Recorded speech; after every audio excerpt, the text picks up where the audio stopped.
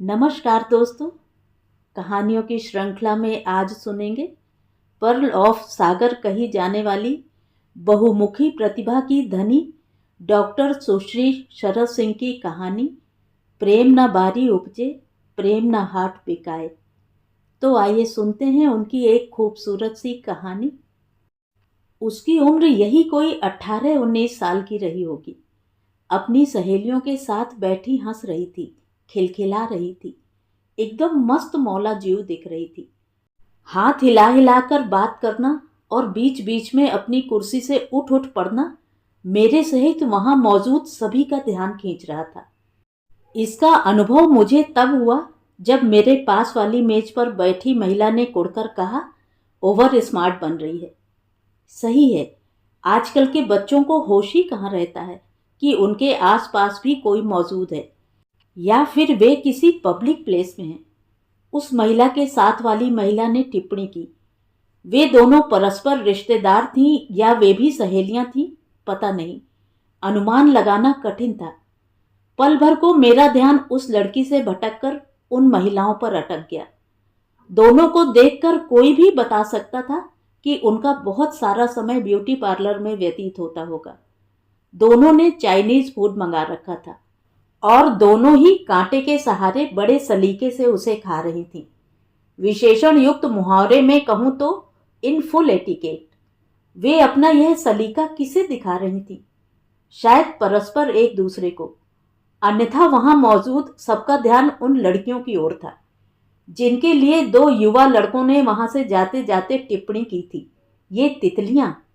एक जोरदार उन्मुक्त हंसी का स्वर गूंजा और मेरा ध्यान एक बार फिर उन तितलियों यानी उन लड़कियों की ओर चला गया। कितनी खुश, कितनी उन्मुक्त, कितनी जीवंत, ऊर्जा से भरपूर। मेरे भीतर से एक आवाज उठी कि तुम भी इस दौर से गुजरी हो, और मैंने अपने भीतर की आवाज को स्वीकार कर लिया।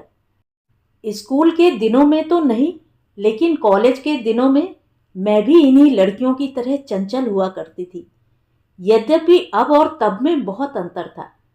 मेरे छोटे से शहर के छोटे से कॉलेज में एक अदद कैंटीन हुआ करती थी जहां लड़कों का जमावड़ा रहता था। हम लड़कियों के लिए वहां जाना प्रतिबंधित था। मजे की बात यह कि यह प्रतिबंध न तो कॉलेज प्रशासन ने लगाया था और न किसी व्यक्ति ने। यह प्रतिबंध अपनी परंपरागत कस्बाई मानसिकता के चलते स्वयं लड़कियों ने लगा रखा था। मैं शुरू से को एजुकेशन में पढ़ी थी, इसलिए लड़के मेरे लिए अजूबा नहीं थे। मुझे कुछ अजूबा लगता था तो लड़कियों की ऐसी अनावश्यक झिझक। अरे, अगर हम लड़कियां कैंटीन में पहुंच जाती तो लड़के हमें खा थोड़े ही जाते। हाँ, एक खूबसूरत डिप्लोमेसी जरूर चलती थी मेरे साथ की लड़कियों की। उनमें से कुछ ऐसी थी जिनकी कनखियां और संकेत अपने पसंद के लड़कों की ओर सक्रिय रहते थे। हम लोगों का 5 लड़कियों का अघोषित ग्रुप था। मुझे छोड़कर 2 लड़कियों के चोरी छिपे वाले बॉयफ्रेंड थे और बाकी 2 के उजागर बॉयफ्रेंड। मेरा कोई उस तरह का बॉयफ्रेंड नहीं था। जिस लड़के से मुझे कोई बात करनी होती तो मैं सीधे सीधे कर लेती, कोई दुराव छिपाव नहीं। जबकि उजागर वाली लड़कियां बारी बारी से अपने मित्रों से कैंटीन से हम सभी के लिए चाय मंगवा लिया करती थी। एक संकेत प्रस्थानित होता और 5 मिनट में कैंटीन वाला छोकरा हाथ में चाय के गिलासों का झाला पकड़े हुए आ खड़ा होता और इशारा करते हुए कहता, भैया ने भिजवाई है चाय। छोकरे से चाय का गिलास लेने के बाद वे लड़कियां आपस में एक दूसरे को छेड़ती कि भैया ने या सैया ने, और जिसके सैया ने चाय भिजवाई होती वह इतराकर कैंटीन के बाहर अपनी मित्र मंडली के साथ खड़े अपने सैया की ओर देखकर मुस्कान फेंकती। वह सैया छात्र भी झेंपता, मुस्कुराता और तनकर खड़ा हो जाता। यह सब देखना मुझे विचित्र अनुभूति से भर देता। मैं लड़कों से सहज रूप से बात करने की आदी थी। मैंने अपने बचपन में भी अपनी कॉलोनी के लड़कों के साथ गिल्ली डंडा और कंचे खेले थे। मात्र 2 वर्ष छोड़ दिया जाए तो कच्ची पहली से मेरी कॉलेज में प्रथम वर्ष में पहुंचने तक सह शिक्षा में ही पढ़ाई हुई थी। वहीं मेरे साथ की उन चारों लड़कियों की पूरी शिक्षा बालिका विद्यालय में हुई थी। अतः उन्हें वास्तविक प्रतिबंधित क्षेत्र में चोरी छिपे प्रवेश का सुखद अनुभव हो रहा था और वे इस अनुभव को लेने में कोताही भी नहीं बरतती थीं। उनमें से दो के तो बड़े सपने भी नहीं थे। वे आगे चलकर शादी कर अपना घर संसार बसाने की अदम्य अभिलाषा रखती थी। करियर जैसी बात उनके लिए बेमानी थी। समय एक छलांग में कितना परिवर्तन नाप लेता है, यह सोचना वामन अवतार की पौराणिक कथा के बारे में सोचने के समान है। बौना रूप धरकर 3 पग में 3 लोक नापने जैसा। पहले टीवी, फिर कंप्यूटर, फिर अबाध इंटरनेट। दुनिया चंद सालों में ही बदल गई। जो विषय चर्चा में भी निषिद्ध थे, वे मोबाइल के आयताकार पर्दे पर सजीव देखे जा सकते हैं। मेरी पीढ़ी और वर्तमान युवा पीढ़ी में जैविक रूप से कोई अधिक दूरी नहीं है, लेकिन वैचारिक रूप से क्रांतिकारी दूरी है। आज मेरे सामने जो तितलियों जैसी लड़कियां खिलखिला रही थीं, उन्हें जीवन का दीर्घ अनुभव नहीं है, लेकिन वे सजग हैं अपने करियर को लेकर। मैं तो 2+ करके अपनी आंटी के पास सिएटल चली जाऊंगी। यहां रहकर लाइफ स्पॉइल करने से क्या फायदा? एक लड़की ने चहकते हुए कहा था। हाँ री, तू लकी है, तेरी आंटी अब्रॉड में है। लेकिन देखना, मैं भी किसी मल्टीनेशनल कंपनी को ज्वाइन कर तेरे पास आ जाऊंगी, सबसे ज्यादा चहकने वाली उस लड़की ने कहा था। उनकी बातें सुनकर मैं सोच में पड़ गई थी कि कितने बड़े बड़े सपने हैं इसके पास, एकदम स्पष्ट और नपे तुले। शायद मेरे कल शाम का अनुभव इन्हें एक टैबू जैसा लगे। मेरे पुराने शहर से ये शहर बड़ा है। यहाँ परिवर्तन की लहर महानगरों के बराबर तो नहीं, लेकिन उसके पीछे पीछे दौड़ रही है। आज नेटिंग, चैटिंग, बैटिंग आदि सब कुछ होता है यहाँ। ये लड़कियां दुस्साहसी हैं। ये दुनिया के जिन खतरों को जानती हैं, उनमें भी कूद पड़ने को तत्पर हैं। अगर ये मेरे कल शाम की दास्तान सुन लें, तो मेरी प्रतिक्रिया पर और भी बड़ा वाला ठहाका मारकर हंस पड़ेंगी। लेकिन मैं क्या करूं? मैं हूं ही ऐसी। संबंधों को हल्के से लेना मुझे आता ही नहीं है। या तो मैं डूबकर नाता जोड़ती हूं, अन्यथा बचकर निकल जाना पसंद करती हूं। कल शाम मेरे लिए एक दुर्घटना के समान थी। मन के कोने कोने तक बहुत देर स्तब्धता छाई रही। ऊपर से भले ही मैंने मुस्कुराकर स्वयं को सहज बनाए रखने का प्रयास किया, किंतु अंदर से सहजता के सारे धागे चटक कर टूट गए थे। हुआ यूं कि मेरे एक परिचित, जो पेशे से अधिवक्ता हैं, मेरे घर आए। कुछ देर यहाँ वहाँ की बातें होती रहीं। आजकल आपकी समाज सेवा कैसी चल रही है? उन्होंने पूछा था। ठीक है, बढ़िया।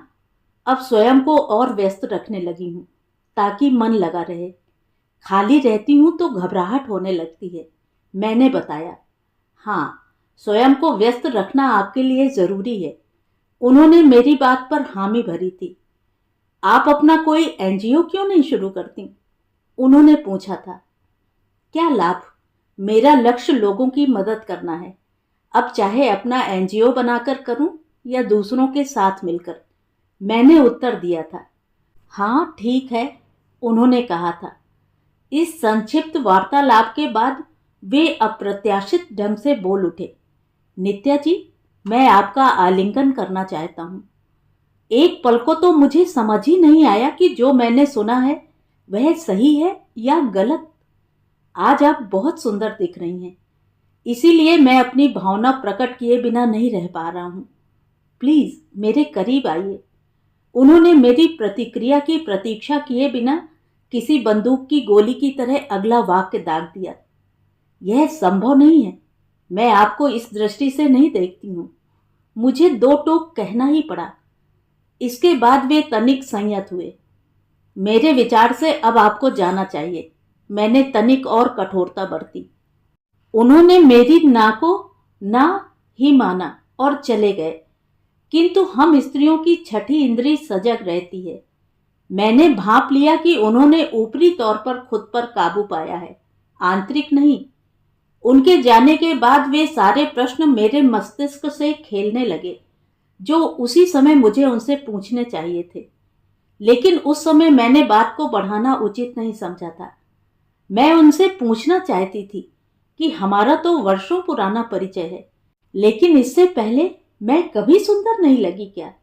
या फिर आज इसलिए सुंदर लग रही हूं कि मां के जाने के बाद नितांत अकेली रह गई हूं और साथ की ललक इस एक वाक्य से मुझे पिघला देगी। उन्होंने न कभी पूछा कि कोई किसी तरह की आवश्यकता तो नहीं है, न मेरे दुख की घड़ी में मेरे आंसू पोंछने का समय निकाला। आज मेरे अकेलेपन में मैं उन्हें सुंदर दिखाई देने लगी, इतनी सुंदर कि आलिंगन योग। वाह, बहुत खूब।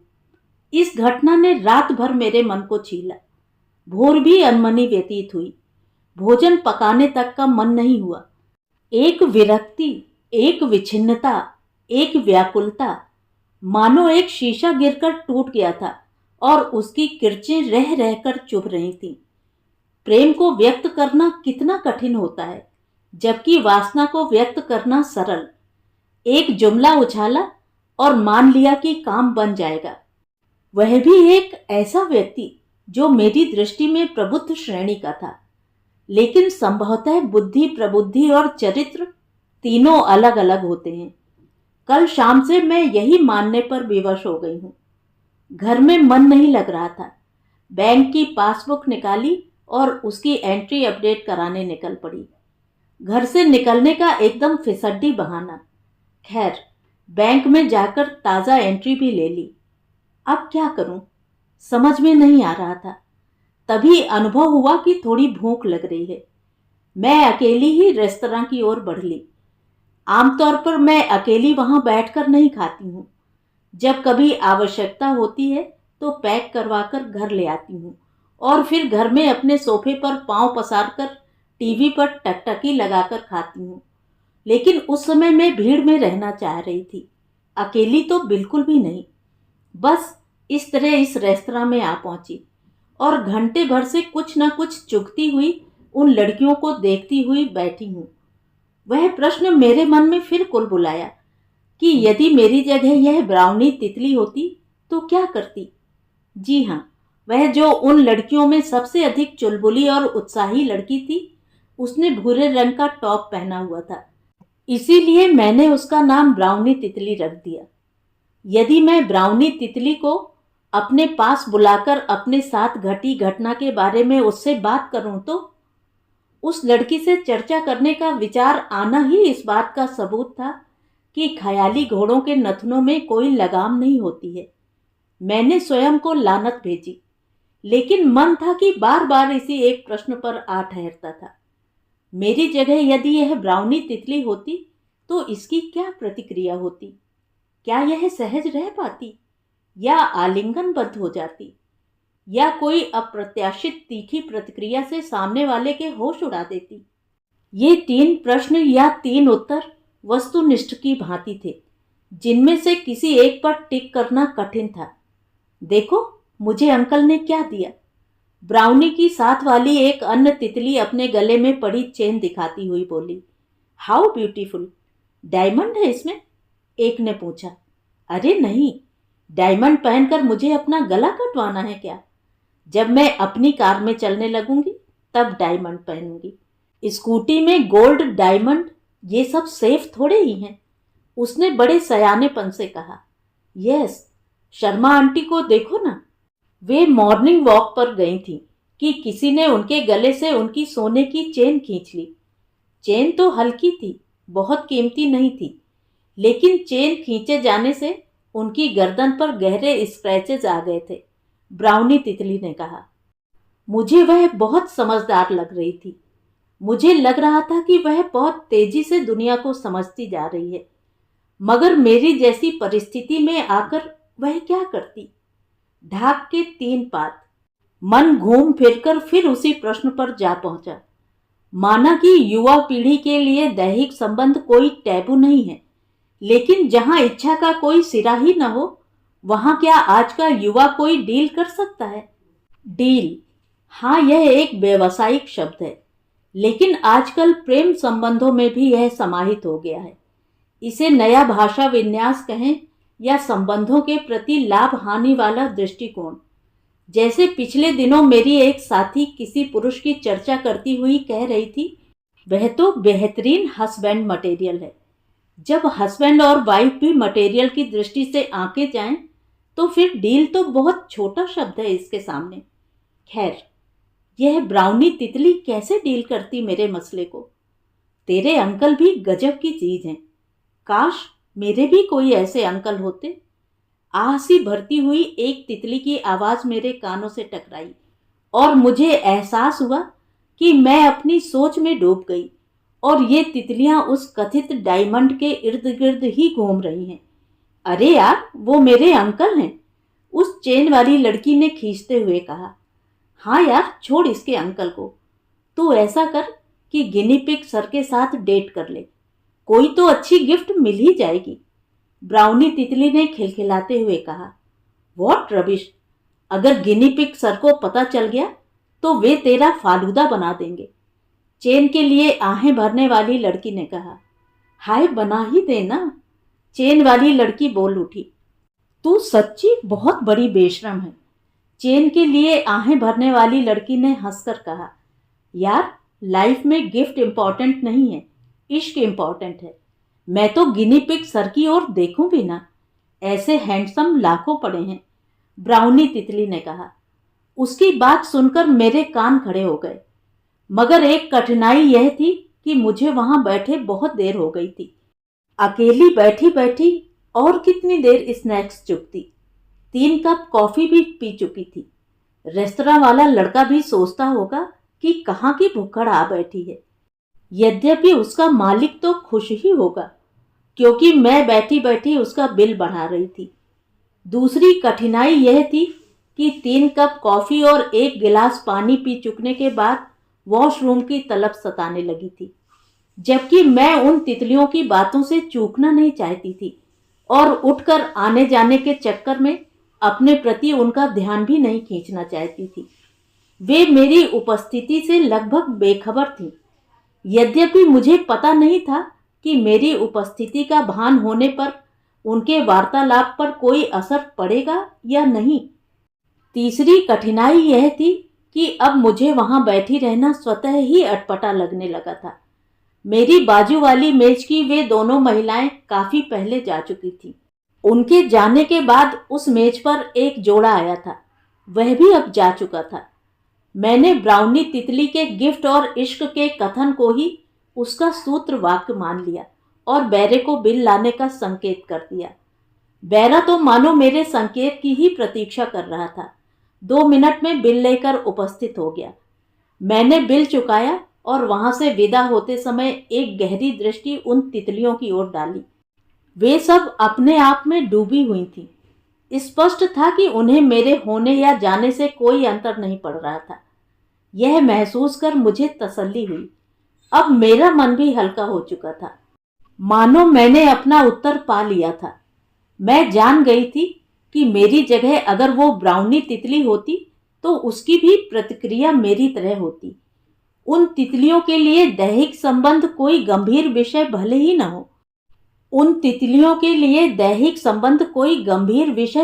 न हो, लेकिन विवशतापूर्ण संबंध और इच्छापूर्ण संबंध में अंतर करना उन्हें भी आता है।